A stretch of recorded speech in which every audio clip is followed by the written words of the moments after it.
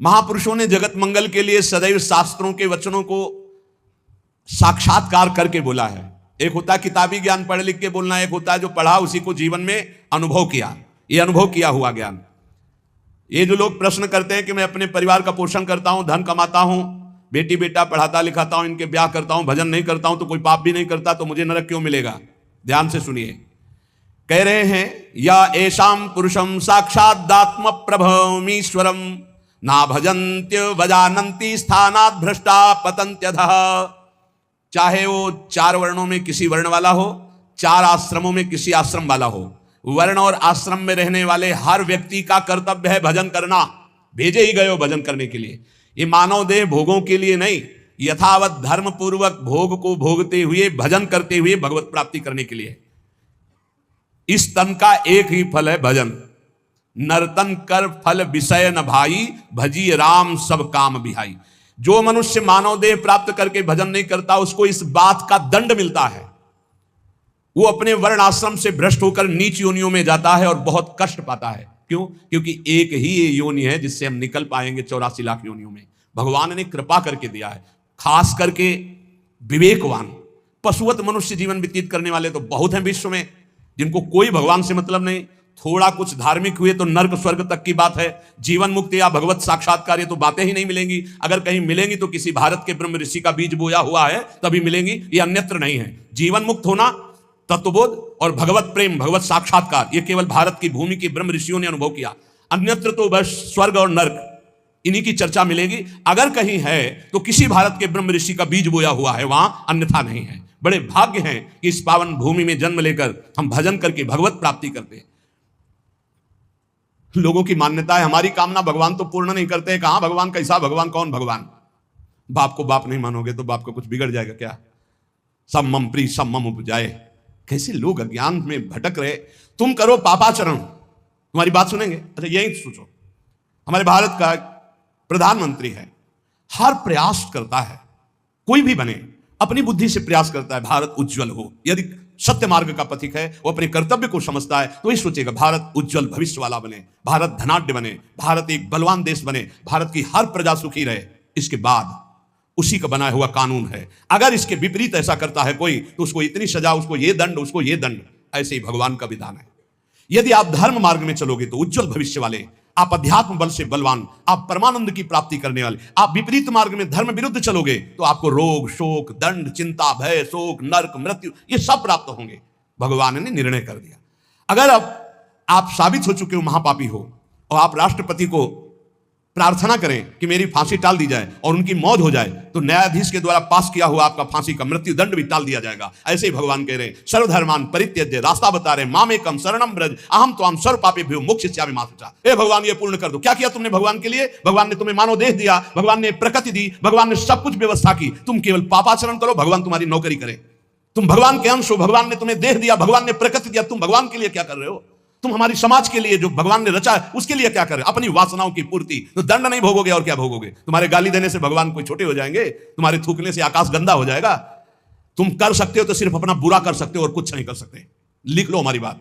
अगर कुछ भी मंगल हो रहा है तो भगवान के बनाए विधान से मंगल हो रहा है। संत समागम, हरिकथा, नाम जप, भगवत आराधना, ये उनकी कृपा से हो रहा है। तुम कर सकते हो तो शब्द लिख लो, केवल अपना बुरा कर सकते हो, वही बुरा कर रहा है। भगवान को गाली दे रहा है, भगवान को नहीं मान रहा, नास्तिकता बढ़ रही, मनमानी बेवजह। भगवान ने मेरा कर्जा नहीं, कर्जा लेते समय भगवान से पूछा था?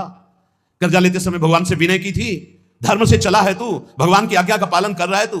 अरे भगवान तो सबके पिता हैं, परम उदार हैं। गाली देने वाले को भी प्रकृति से नहीं रोकते, इसको श्वास मत लेने देना, ये मुझे गाली देता है। नहीं, अच्छी ऑक्सीजन देते हैं, पानी देते हैं, भोजन देते हैं, उसके लिए पृथ्वी फट नहीं जाती है, उसको भी पृथ्वी अपनी गोद में रखती है। जो भगवान को गाली दे, कैसे नीच बुद्धि वाले अपना काम बनाने के लिए आए हो और अपना काम बिगाड़ रहे हो। जिनसे काम बनना है उन्हीं में नास्तिकता कर रहे हो।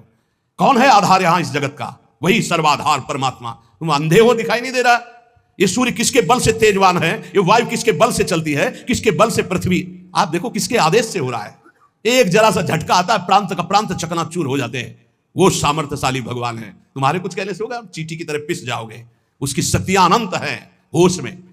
अगर जीवन को मंगलमय सार्थक बनाना है तो एकमात्र भगवान की शरण है। और अगर कुछ भी और करोगे तो अपने को बर्बाद करोगे, सिर्फ बर्बाद करोगे, सिर्फ विनाश करोगे अपना, और कुछ मंगल नहीं कर सकते। भगवान का आश्रय ले लो, वो बहुत करुणामय है। ये जो पुरुष चारों वर्ण या चारों आश्रम में है, यदि भजन नहीं करते तो इस बात का दंड मिलेगा कि मानो देह तुम्हें मिला है भगवत प्राप्ति के लिए। देखो, बोले भला पिता अपना बालक का अहित चाहता है? हां चाहता है। एक पिता के पुत्र ने किसी नाबालिग का बलात्कार करके उसको मार डाला। उससे वो समाचार वाला पूछता है कि आप अपने ऐसे पुत्र के लिए क्या बोलेंगे? तो बोले यही बोलूंगा कि जल्दी से गिरफ्तार किया जाए और उसको फांसी की सजा दी जाए। मेरे बालक ने ऐसा अपवित्र कार्य किया, मैं कभी देखना नहीं चाहूंगा कि वो मेरे सामने आवे, उसको जल्दी से जल्दी पकड़ा जाए। ये जब एक साधारण पिता ऐसा बोल सकता है तो असाधारण पिता जो धर्म के विरुद्ध चलेगा, तिनकर काल रूप में भ्राता, वो भगवान साक्षात धर्म स्वरूप है। कोई धर्मात्मा पिता नहीं चाहेगा कि उसका पिता अपवित्र कार्य करे और उसे गले से लगाए। फिर भी मेरे भगवान कह रहे हैं, अहम तो हम सर्वपापेभ्यो मोक्षयिष्यामि मा शुचा अपिचेत्सु दुराचारो भजते माम अनन्य भाग। महादुराचारी भी हो तो आ जाए कह के कि प्रभु मैं आपका हूं, आपके सिवा कोई मुझे नहीं बचा सकता, तो मैं तुम्हें साधुरेव समंतव्य सम्यक व्यवसिता हिस्सा, मैं तुम्हें साधु बनाऊं। फिर भी भगवान को कैसे शब्दों से बोलते, कोई भगवान नहीं, मनमानी आचरण करो, पता चल जाएगा भगवान है कि नहीं। अंतिम समय तक तो पता चल जाए। एक डॉक्टर बोले थे हमसे, जब गंगा किनारे भ्रमण करते थे, बहुत अमेरिका से पढ़ के आए थे, मार विज्ञान छांटते चले जाए, कौन भगवान, कैसा भगवान, क्या। अब गंगा किनारे तो एक अलग रहनी थी, उदासीन ना बोलना किसी से। तो उनसे कहा नहीं, ऐसा अपमान मत करो, भगवान अब कैसे हम तुम्हें छाती चीर के दिखावें कि हैं हम ऐसे जी रहे हैं, ये साधु महात्मा ऐसे जी रहे हैं, केवल हवा में जी रहे हैं, नर्क स्वर्ग की चाह नहीं। लेकिन छाती से कहता हूं, हृदय से कहता हूं, त्रुटि हमारी, करुणा उनकी। अगर कहीं भी हमें कुछ भी असंतोष हुआ है तो मेरे आचरण का, मेरे विचार का, मेरी क्रियाओं का हुआ है, और उनकी कृपा का वार पार नहीं। अपार करुणा करुणालय। और मिलना, तुम बहुत दूर हो हमसे, तुम दूर हो, लेकिन मेरे प्रिया प्रीतम मेरे से दूर नहीं। अब वो कोई ऐसी दूरबीन नहीं कि मैं तुम्हें दिखा सकूं कि देखो। ये हम कोई प्रमाण तुमसे नमस्कार नहीं चाहने के लिए कह रहे, ये इसलिए कह रहे कि प्रभु कितना प्यार करते, तुम्हें कैसे बताऊं। हजारों प्राण हो तो न्यौछावर कर दे, ऐसा प्यार करते हो। ऐसे नहीं को स्वप्न में आके प्यार करते हो, भाव में आके प्यार करते हैं। जैसी भावना करोगे वैसे ही तुम्हें अनुभव कराएंगे। वो हैं, प्रत्येक कण में हैं, प्रत्येक क्षण में वो मेरे साथ हैं। ऐसा बिल्कुल माइक से कह रहा हूं, आचार्य बल से, गुरु बल से, कि विश्वास करो, वो केवल ध्यान का विषय नहीं है, वो केवल भजन का विषय नहीं है। वो मित्र की तरह मिलते हैं, वो संभाषण करते हैं, वो साथ खेलते हैं। पर ये बात वही देख सकता है जो उन तक पहुंच चुका है, जो उनके चिंतन में तन्मय है। अन्यथा ये मायाकृत नेत्रों से बात नहीं देखी जा सकती। इसलिए उसका पतन निश्चित है जो मनुष्य शरीर पाकर के भजन नहीं करता। भगवान ने केवल भजन के लिए दिया है। दुष्यंता पर कायेषु स्वात्मानम हरिमीश्वरम मृतकेशानुबंधेस्मिन् बद्ध स्नेहा पतंत्यधः। भाई शरीर का अभिमान मत करो, ये मरा ही मरा, अभी मरा या कल मरा, मरा ही है पक्का। मृत्यु प्रतिपल साथ है। ये शरीर मृत शरीर समझो कब छूट जाए कुछ पता नहीं। इसके संबंधी भी छूट जाएंगे। इस शरीर से प्रेम गांठ करने का मतलब है नरक यात्रा तय करना। इसलिए इससे ज्यादा प्यार मत करो। इसे खूब, कई बार हमने प्रार्थना की साधकों से, इस शरीर को ऐसा समझो जैसे कंजूस मालिक बेईमान नौकर से काम लेता है, ऐसे ले। इससे इसको छूट दे दी तो ये पूरी की पूरी जिंदगी बर्बाद कर दे। इसे बेईमान जैसे नौकर ना हो। ईमानदार नौकर अपने आप काम करता है, ये अपने आप नहीं करेगा। बेईमान नौकर जो आराम करना चाहता है, तो लगाओ काम में 4 घंटे, 124 घंटे में 20 घंटे इसको संसारिक काम, साधना के काम, भजन कार्य, आनंद समेट लो। यहां कमाने आए हो, यहां कोई तुम्हारा घर नहीं, कोई मकान नहीं, कोई दोस्त नहीं, कोई परिवार नहीं। ये परदेश है स्टेशन जैसा, तुम्हारी टिकट कटी, भागे, पूछोगे भी नहीं, ये पत्नी तुम कैसे रहोगे, ये बच्चों तुम कैसे रहोगे, नहीं, चले गए, दोबारा कभी देखने को नहीं मिलेगा। न तुमको वो, न वो तुम्हें, कभी नहीं मिलेगा। ये ऐसा माया का जादू का खेल, सत्ता ही खत्म हो जाती है। इसलिए हे भाई, इस शरीर में रहने वाले अपने स्वरूप को जान लो और किसी से भी द्रोह मत करो। वो मूर्ख हैं जो इस अपने शरीर को तो अमर मानते हैं, दूसरे शरीरों को मार कर खाते हैं मांस। देख लो, ये ऋषि मुनियों की वाणी है। आत्मस्वरूप को पहचान लो, वही आत्मा चीटी में, वही सर्वत्र भगवान है। वो मूर्ख हैं जो अपने शरीर को आत्मा मानकर पोषण करते हैं, दूसरे शरीरों की हत्या करके उनका मांस खाते हैं। बोले हम हत्या नहीं करते, हम तो दुकान से ले आते हैं, तो बराबर फल मिलता है। कर्ता, प्रेरक, अनुमोदन, तीनों को बराबर पाप मिलता है। एक जो काट रहा है, एक जो खरीद के ला रहा है, और एक जो बनाकर पका करके खा रहा है, खवा रहा है, तीनों को नरक बराबर दंड मिलेगा। कर्ता, प्रेरक, अनुमोदन। ये कैवल्यम संप्राप्ता ये चातातिश्च मूढ़ताम त्रैवर्गिका रक्षणिका आत्मानम घातयन्ति ते। जो लोग ये भगवत प्रदत्त शरीर प्राप्त करके कैवल्य परम पद प्राप्त नहीं कर लेते और ज्ञान बघाड़ते रहते हैं, वो पूरे ज्ञानी भी नहीं है और पूरे मूर्ख भी नहीं है। उनकी बड़ी दुर्दशा होती, ना इधर के रहते ना उधर के रहते, मजरे ढो। सदैव वो अर्थ, काम, वासना, इन्हीं में फंसे रहते हैं। एक क्षण के लिए उनको चैन शांति नहीं मिलती। जो मनुष्य शरीर पाकर अपना उद्धार नहीं कर लेता, वो अपने पैरों में मानो अपने हाथ से कुल्हाड़ी मारकर काट रहा है, वो आत्मघाती है, वो दुर्गति को प्राप्त होता है। एत आत्महनो अशांता अज्ञाने ज्ञान मानिनः सीदंत्य कृत कृत्या वही काल ध्वस्त मनोरथा। ऐसे जो ज्ञान बगाड़ते रहते हैं और ब्रह्मबोध नहीं किया, निरंतर भजन नहीं करते, इनको आत्मघाती कहते हैं। जानते हैं पर मानते नहीं हैं। ये इन आत्मघातियों को कभी शांति प्राप्त नहीं होती, इनकी कर्म परंपरा कभी नष्ट नहीं होती। काल भगवान सदा सर्वदा इनके मनोरथों पर पानी फेरते रहते, हृदय की जलन विषाद कभी मिटने को नहीं होती। इसलिए हित्वात्यायास रचिता गृहापत्य सुहृत्स्रियः तमो विशंत्य निच्छन्तो वासुदेव परांगमुखा। वासुदेव भगवान श्री कृष्ण के चरणों का आश्रय ले लो, उनसे विमुख मत हो। विमुख होकर यदि तुमने धन रुपया पैसा मकान सब समेट भी लिया तो भाई जब जाओगे कुछ साथ नहीं। एक बार कृष्ण कहा, एक बार राम कहा, एक बार राधा कहा, ये सत्य वस्तु तुम्हारे साथ जाएगी। इसलिए बार बार राम राम कृष्ण कृष्ण हरि हरि राधा राधा बोलते हुए अपना काम करो तो तुम्हारा लौकिक भी पुष्ट और पारलौकिक भी पुष्ट हो जाएगा। जो भगवान नाम जप नहीं करता, भगवान से विमुख है, ना चाहने पर भी विवश होकर उसे घोर नरक में जाना पड़ता है। इसलिए सदगति प्राप्त करने के लिए नाम जप अत्यंत आवश्यक है। ये कलिकाल की बड़ी महिमा वर्णन की भगवान व्यास जी ने। जो फल सतयुग में 10,000 वर्ष ब्रह्मचर्य रहकर दोनों हाथ उठाकर दाहिने पैर के अंगूठे के बल खड़े होकर भजन करने से मिलता था, ध्यान दीजिए कितना कलयुग का कृपा प्रसाद है। कलयुग को बहुत बुरा कहा जाता है, तो ये बात पक्का समझो, दो पक्ष सब में होते हैं, कृष्ण पक्ष और शुक्ल पक्ष। एक अंधेरे का पक्ष, एक प्रकाश का। तो कलयुग में दो पक्ष है। एक अंधेरे का पक्ष अगर भगवान से विमुख हो तुम नष्ट कर देगा। यहां कह रहे हैं भगवान महर्षि वेद व्यास देव जी, यत्कृते 10 वर्षैस्त्रेतायाम हायनेन तत् द्वापरे तश्च मासेन होरात्रेण तत्कलौ तपसौ ब्रह्मचर्यस्य जपादेश्च फलम द्विजा प्राप्नोति पुरुषस्तेन कलिसाध्यति भासितम।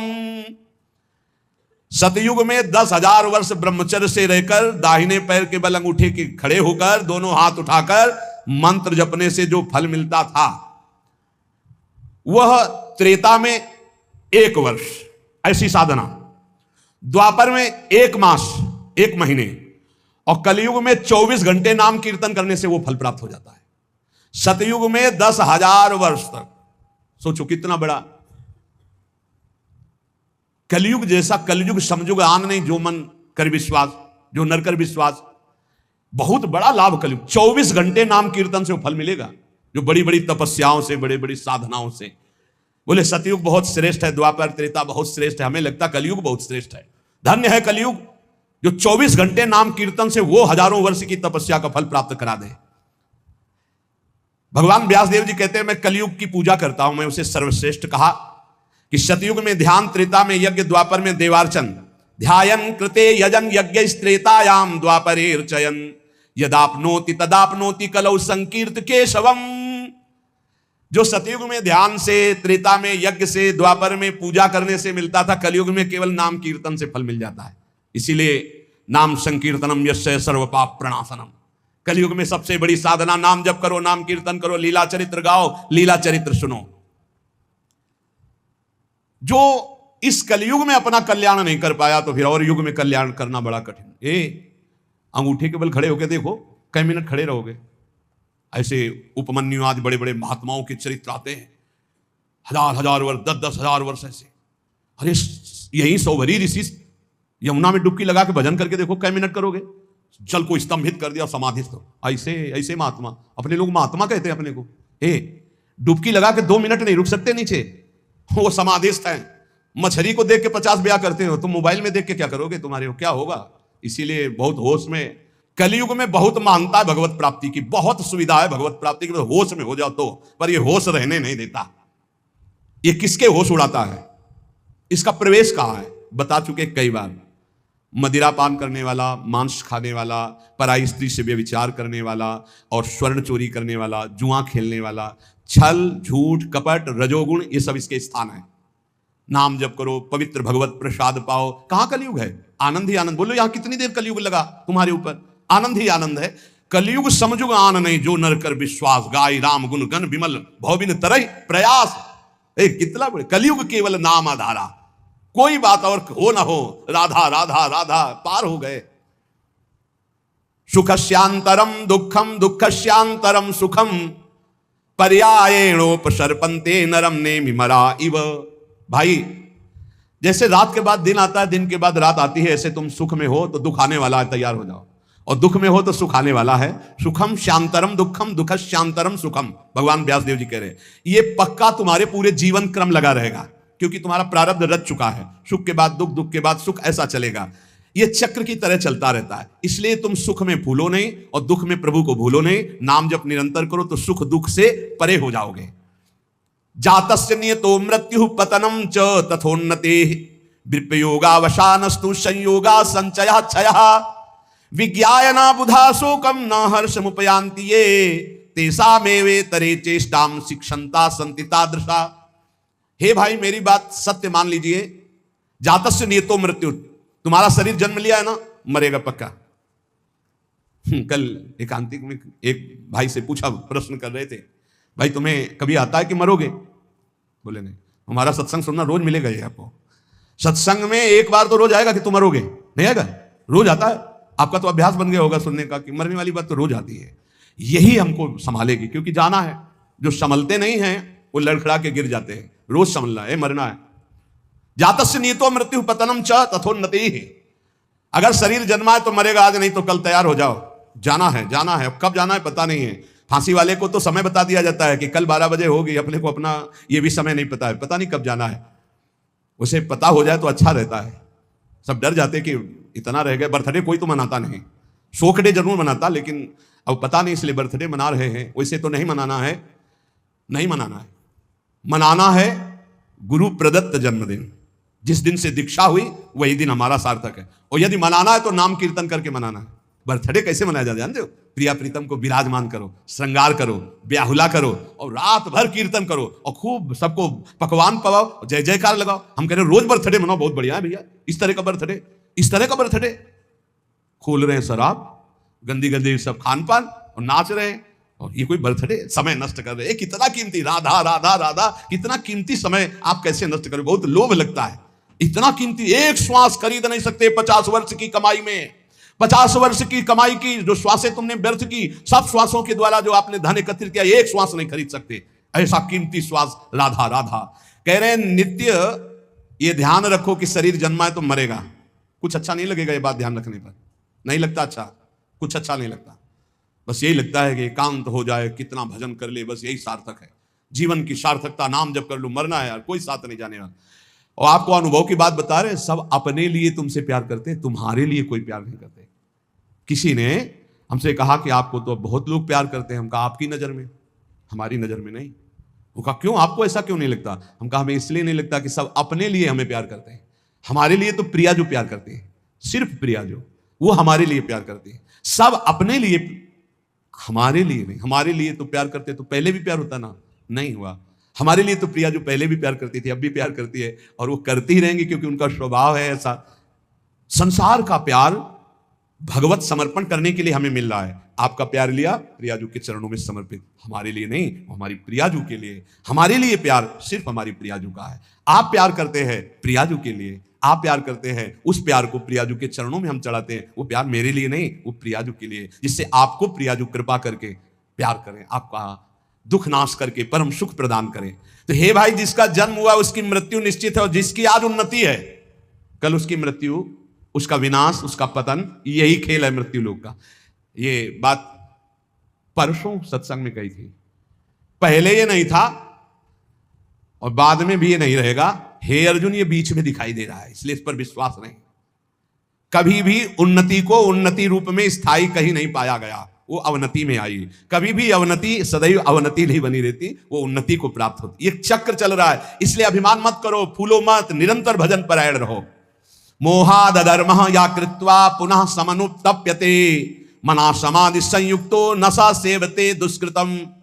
ये जो मोहवश अपने शरीर को अविनाशी मान करके पापाचरण करते हैं, ये सच्चे हृदय से प्रायश्चित कर ले, नहीं तो नष्ट हो जाएंगे।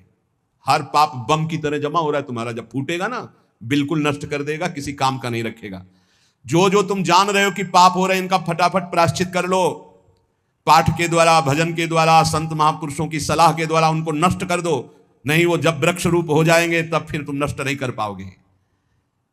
एकाग्रता पूर्वक देखो तुमसे कौन कौन पाप हो रहे हैं, वर्तमान में कौन कौन पाप हुए हैं, उन पापों का क्या प्रायश्चित है, उनका प्रायश्चित कर लो।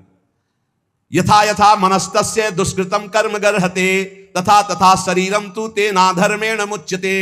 जैसे जैसे आप जलोगे अंदर से, अरे कैसे पाप हो गया, कैसे हटे, हे भगवान मैं बहुत परेशान हूं, ये नीच मन मुझे बहुत जला रहा, रो लिया, पाप नष्ट हो गया। ड्रामा नहीं, असलियत में जैसे जैसे तुम उस पाप कर्म की निंदा करोगे अंदर से, धिक्कार है, धिक्कार है, कैसे हो गया मेरे से, प्रभु कैसे हो गया, नाथ मुझे बचाओ, ये अंदर जलोगे तो कह रहे हैं वो पाप कर्म नष्ट होना प्रारंभ हो गया। त्यों तुम्हारा शरीर निर्मल होना शुरू हो जाएगा। और यदि प्रायश्चित नहीं किया तो शरीर दंड मिलेगा। इसीलिए जैसे कोई तुम्हारी निंदा कर रहा है, कोई तुम्हारा अपमान कर रहा है, तुम्हारा मन जल रहा, सह लो, तुम्हारे पाप नष्ट कर रहा है, वो बड़ी कृपा है उसकी हमारे ऊपर कि बिना शारीरिक दंड के वो मन को जला करके हमारे पापों को भस्म कर देता है। यदि आपने प्रायश्चित नहीं किया, आपने पाठ जप तप के द्वारा पाप को नष्ट नहीं किया तो वो दंड देगा। एक और उपाय बता रहे हैं, यदि विप्रा कथयते विप्राणाम धर्मवादिनाम ततो अधर्म कृतान क्षिप्रम अपराधात प्रमुच्यते। यदि ब्रह्म ऋषि कोई महात्मा, एक तो सुनेंगे ही नहीं, और यदि वो आपकी बातें सुन लें कि आप उनसे कह दें कि मैंने ये पाप किया है, अब इसका क्या प्रायश्चित है, यदि वो कह दे जाओ ऐसा कर लो, तो उसी कृत्य से आपका सारा पाप नष्ट हो जाएगा। अगर वो ये कहते हैं अरे कुछ नहीं करना, सब ठीक हो जाएगा, जाओ, बिना कुछ किए सारे पाप नष्ट हो जाएंगे। इतनी महिमा गुरुदेव की, ब्रह्म ऋषियों की। यदि विप्राह कथयते विप्राणाम धर्मवादिनाम ततो अधर्म कृतात् विप्र अपराधात् प्रमुच्यते। वो अपराध रहित हो जाएगा। अगर वो कहते जाओ जाओ अच्छा कुछ नहीं, सब ठीक हो जाएगा, बिल्कुल उसका कोई प्रायश्चित नहीं करना पड़ेगा और कोई कर्म वो दंड नहीं देगा, पर दोबारा नहीं होना चाहिए। एक ध्यान रखिए, क्षमा उसी का होता है जो पुनः नहीं करता। अगर पुनः करता है तो फिर वो मिल जाता है। प्राण यात्रा निमित्तम च व्यंगरे भुक्तवज्जने काले प्रशस्त वर्णानाम भिक्षार्थी पर्यटेत गृहान। विरक्त उपासक को चाहिए कि अपने जीवन यापन के लिए केवल उतनी ही भिक्षा ग्रहण करे जिससे पेट पोषण हो जाए, बस। ये आप लोगों के लिए बहुत बढ़िया है। देखो, किसी से मांगना नहीं, कोई संग्रह नहीं, कोई परिग्रह नहीं, रोज का रोज श्री जी का प्रसाद खाओ, रात दिन भजन करो। काहे प्रपंच में फंसते हो? ये रुपया, ये मोबाइल, ये संसारी लोगों से मिलना जुलना, ये गुरु कृपा से ही बचा जा सकता है, अन्यथा भारी प्रपंच है। रुपए में एक भारी दोष है, 99 का चक्कर नहीं हटता रुपए में, ये भारी दोष है। 100 जमा हुए तो 110, 120, 130 जमा करते करते मर गया, चवन्नी खर्चा नहीं किया, नरक गया। बहुत बहुत विचित्र है। भगवान बचावे। जैसे कंचन दलदल, वैसे कामिनी दलदल, वैसे कीर्ति दलदल। इन दलदलों में जो गिरा तो गुरु कृपा बचाए, तो बचाए, नहीं निकल पाना मुश्किल है। बहुत खतरे का दलदल है, ऊपर से एकदम रोड जैसा दिखाई देता है और गए तो बस निकलने लायक नहीं रहोगे। कंचन कामिनी कीर्ति का दलदल। जीवन निर्वाह के लिए बस उधर में डाल लो, खूब डट के भजन करो, भगवत प्राप्त हो जाओ। जितना कम से काम चला लो उतना ही अपना भजन बचा लो। एक बार गिरिराज जी में जब पूज्य पंडित गया प्रसाद जी के समाज, तो गुरुदेव भगवान ने कहा, इनका प्रकाश जानते हो क्यों हुआ? 45 वर्ष की अवस्था में गिरिराज जी महाराज के समीप विरक्त होके रहे, पर जिस दिन से विरक्त हुए उस दिन से कभी पैसा नहीं छुआ बाबा ने, कभी बाबा ने स्त्री स्पर्श नहीं किया, कभी बाबा ने प्रणाम नमस्कार स्वीकार नहीं किया। कंचन कामिनी कीर्ति तीनों पर विजय प्राप्त की हुए होने के कारण बहुत जल्द 45 वर्ष गृहस्थी में रहे, बहुत जल्दी इतना प्रकाश हुआ वैराग्य का। भाई जी जब पधारे थे तो बाबा को ऐसे दिव्य देह में दिखाई दे रहा था, भाई जी जा रहे, पंडित गया प्रसाद जी महाराज। एक काहे को अपना भजन बिगाड़ो? गुरु कृपा से भरण पोषण हो रहा, चकाचक खूब भजन एकत्रित करो। जितने से उदर पोषण हो जाए उतने ही भोजन पर अधिकार रखो, खूब भजन करो। भिक्षा अन्न है, ये आकाश वृत्ति से यहाँ आता है, और वैसे भी भिक्षा तेहरा से मांग के रोटी लाई जाती। खूब भजन करो भाई यार, डट के। भजन ही जीवन का सार है। भिक्षा मिले तो हर्ष और ना मिले तो शोक ना करे। यहां ना मिलने का तो सवाल ही नहीं रह गया, वो तो अपने लोगों के जीवन में था। गंगा किनारे कई कई दिन जब गंगा जल से केवल उधर पोषण हुआ, और जैसे कोई बारी लगाने वाले ऐसे टिफिन खोल रहे हैं और अपना पार हैं, तो ऐसे दृष्टि जाती तो मन कहता बड़े भाग्य हैं उसके, ऐसा जीवन रहा है। बोले किसी के भी प्रति ना आदर सत्कार मिलने पर प्रियता और ना अपमान घृणा होने पर नफरत, मान लो कोई हमारा अपमान कर रहा है, घृणा कर रहा है, तो हमारे अंदर नफरत ना आवे उसके लिए। कोई बड़ा आदर सत्कार कर रहा है तो कोई प्रियता ना आवे। ऐसे भगवत मार्ग में रोज का रोज ये अमृत में वचन सुन रहे हो, ये बहुत अमृत प्राप्ति कराने वाले हैं। यदा यदा ही पाखंड वृत्ति रत्रोपलक्ष्यते तदा तदा कलेर्बुद्धि रनुमेया विचक्षणे। अब कलयुग का दोष कह रहे हैं, यदि पाखंड थोड़ा भी स्वीकार किया तो कलयुग तुम्हारी बुद्धि में सवार होकर नष्ट कर देगा। यदा यदा ही पाखंड वृत्ति रत्रोपलक्ष्यते, दिखाई भी दिया जरा सा पाखंड तो कलयुग सवार हो जाएगा। पाखंड जो है नहीं वो नाटक करना नहीं, बिल्कुल नहीं होना चाहिए। नाटक बिल्कुल नहीं होना चाहिए। नाटकबाजी तो भक्ति में होना ही चाहिए। बहुत बड़ा ये दंभ पाखंड रोग है, भक्ति को पूरा का पूरा रुग्ण कर देता है। दिखावटी नहीं होना चाहिए कुछ।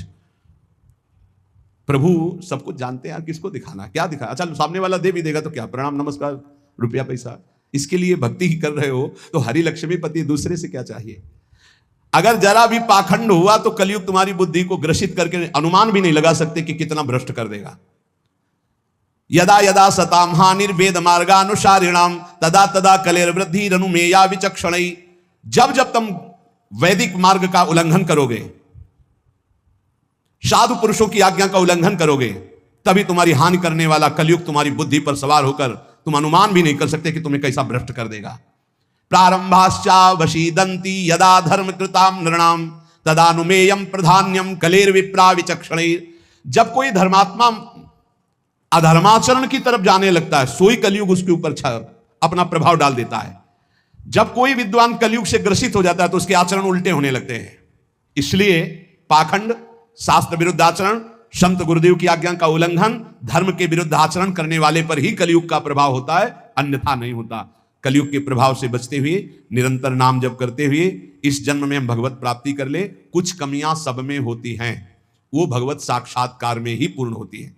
जहां भगवत साक्षात्कार हुआ उन कमियों का नाश हो जाता है। इसलिए उपासक को हर कदम जिन जिन कमियों को जानता जाए उनको छोड़ते हुए आगे तन्मयता पूर्वक बढ़े। हमारे दो पक्ष हैं, एक है हम और हमारे गुरुदेव, और एक है हमारी इंद्रियां और मन, माया।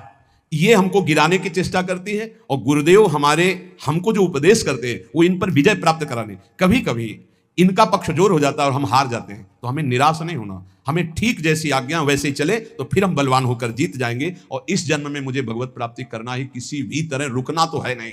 हम चाहे जितना कीचड़ में सन जाए, हमें रुकना नहीं, हमें चलना ही चलना है। क्योंकि ये शरीर छूटा तो अब और किसी शरीर में भगवत भजन बने ऐसी कोई संभावना नहीं। बड़ा डर लगता है। अब इस शरीर से भजन करके भगवत प्राप्ति करना ही है। इसलिए सबसे प्रार्थना है, भजन का तात्पर्य है नाम जप, राधा राधा राधा। कोई पैसा नहीं लगता, कोई मेहनत नहीं, धीरे धीरे जबान हिलाओ, राधा राधा राधा, अपना कार्य करते रहो, इसी से भगवत प्राप्ति हो जाएगी।